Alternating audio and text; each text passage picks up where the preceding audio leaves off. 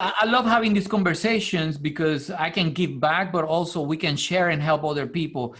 Talking about good marketing habits, what is a good marketing habit in your opinion? Yeah, I mean, I think it's funny when you say that because, like, what does marketing mean nowadays, right? Like, it's such a broad term and it's such a broad stroke to where is it data? Is it organic? Is it, it's just so many different things. And I go back to, when I tell my story and I talk about marketing, like, I used to be a teacher. So for me, marketing, I started marketing was connecting to my students, right? Because, like, as a teacher, I didn't realize it then, but in hindsight, I do. I was a brand, right? So, like, there was this idea of, like, you needed your kids to connect, and I think each teacher had their own brand when you look at it. The tough teacher, the nice teacher, the teacher everybody wanted to be friends with, the one that everyone wanted to have a beer with when they turned 21. Like, there was all these different types of teachers, and I knew for me, and this is in the early 2000s, like, I was on the cusp of becoming a teacher as technology was developing, like YouTube, like podcasts and things like that. And I was incorporating all that into my class, not because I wanted to be cutting edge, but because I wanted to connect with my students. And that's even with what I do today.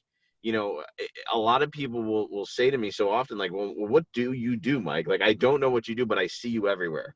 So, like, I've always been able, I think for me, the good marketing habit has been just almost not marketing in a sense, but staying connected with people.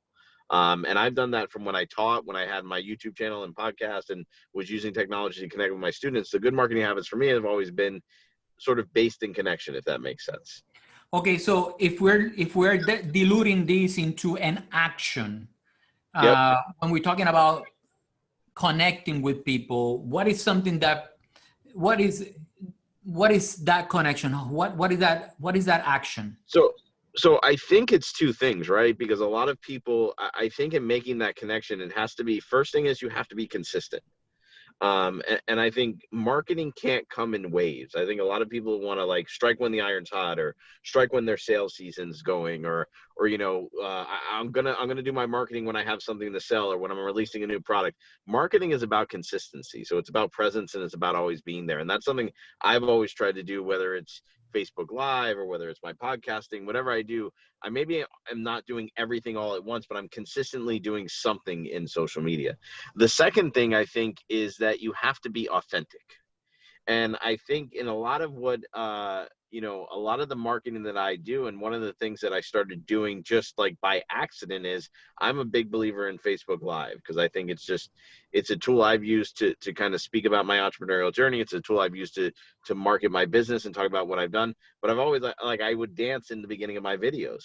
And every time I would do these dances, like, I was doing it just to kind of be funny. I would do it once or twice, and then I became known for it, and it kind of became a part of my brand. But it wasn't for any reason to, like, get people's attention. It was just part of who I was and what I did. So there was an authenticness about it that I think people connected with.